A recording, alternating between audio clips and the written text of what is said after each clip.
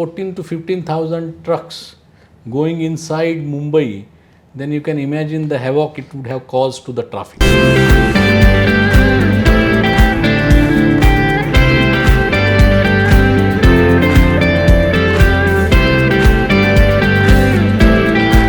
Friends, we have the privilege of welcoming Mr. Unmesh Sharad Wagh, who is the chairman of the Jawaharlal Nehru Port Authority.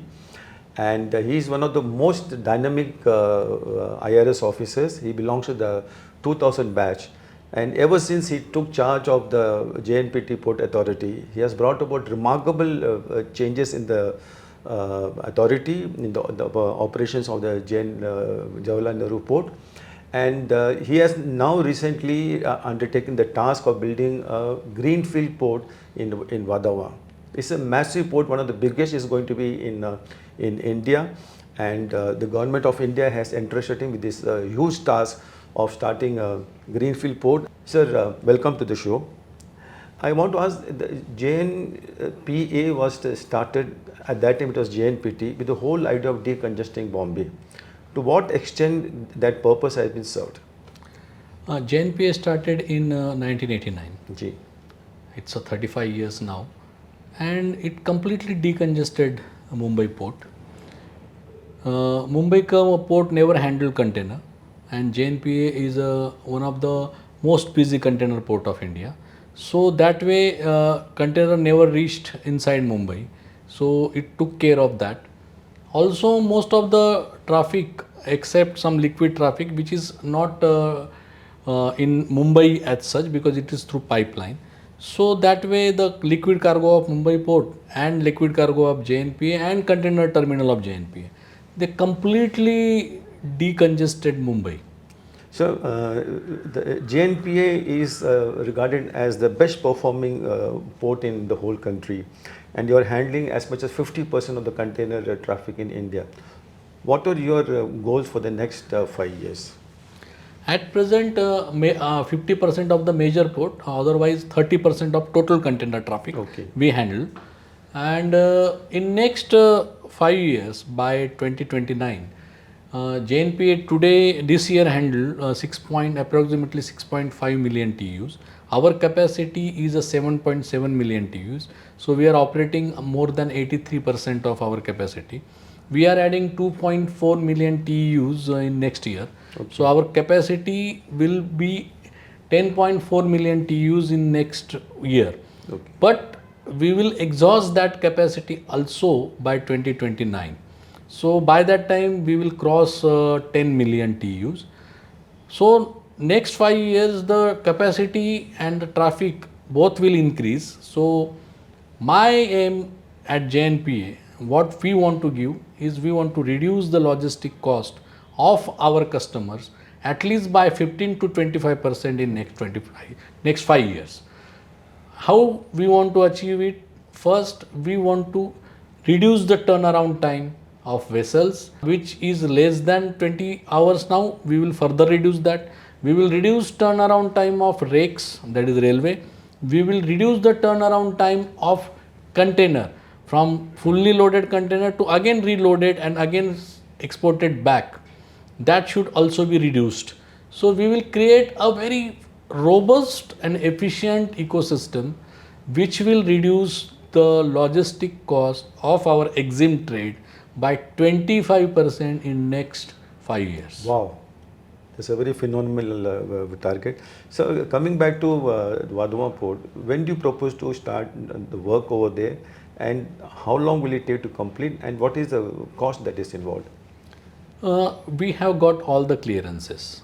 Only we require the cabinet clearance for the expenditure. Okay. So that is pending, and we are quite hopeful that after election we will get it.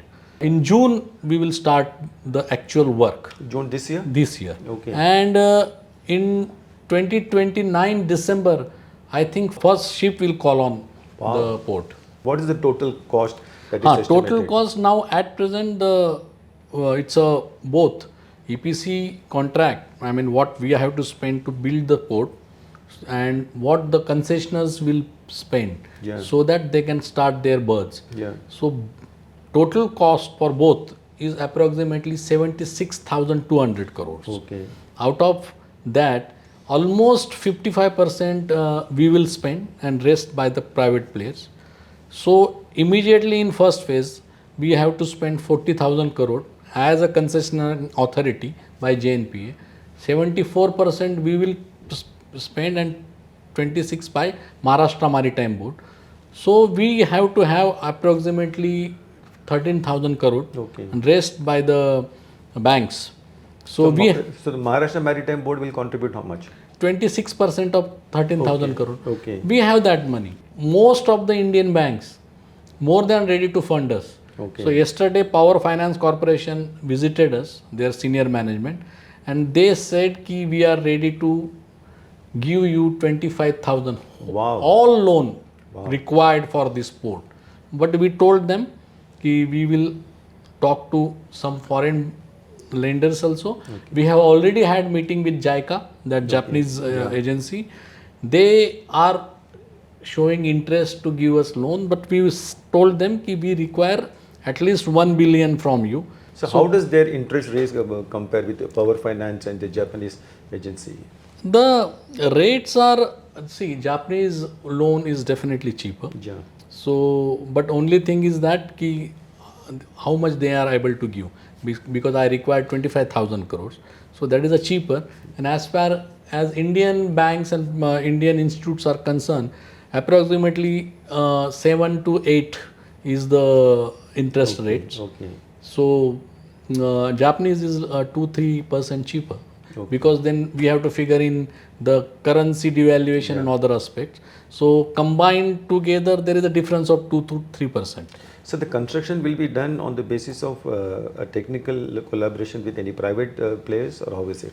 Now all we have, Royal Hoskonin is our technical partner, Okay. who is our transaction advisor Okay. and consultant. Okay. So we have prepared everything. So we don't require now any technical input. We will float the global tender Okay. for all the packages. We have 4 major packages, Okay. and they are they have to work in tandem, so that all the, because it's a big project. Yeah. So there is a synchronization of work. The timelines and other thing has to be done. So we have to, the project planning in a nutshell is it has to be meticulously done, and we are there to do that. So everything is ready. We are ready to go, except this clearance. Once that clearance is there, I think June with monsoon we will start our work. But the present cabinet can take a decision. I don't think it is impacted by the model. I think it is impacted by model code of conduct, because it's a big project, big announcement. It has an impact on large section of population. Yeah. So that's why. So what is the level of direct employment Vadhavan port will give, and indirect employment? As far as port, the terminals and port and other thing, so at present JNPA directly give employment to almost 40 to 50,000 people. Wow. Direct employment, the custom house agent, the transporter, the drivers and everything direct. I think 1 lakh direct employment will be there. Wow, that is huge, huge. And 80 to 90% is a blue collar. Okay. So with the little skill, it is available to the local people. So one thing which is happening is that with most mega projects, you take the recent example of this MT Anchal, Mumbai harbour kind of thing. 80% of the labourers who are employed for that project are all from outside Maharashtra. So local Maharashtrian, you don't get any benefit, any jobs out of this. So can something be done to correct this aberration, I would say? See, there are 2 types of jobs created. One during the construction, and one is the permanent after the construction, when the service thing starts. Yeah. So as far as during the construction is concerned, most of the companies which get this job, they have their own labor camps and their own laborers. So there is a chance that during the construction, how many jobs locally get, that we cannot say. Because some company from south comes, then they will bring their labor because they worked with them. and then some labors they will take from the local population. But when the port will come up, it requires a definite skill set.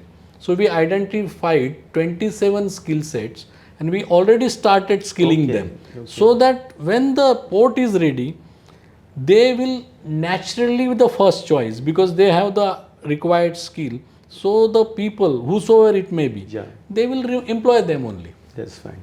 So thank you so much for sparing your time with Free Press Journal, our channel, and wish you all the best on behalf of the entire team, the management and the staff of Free Press Journal.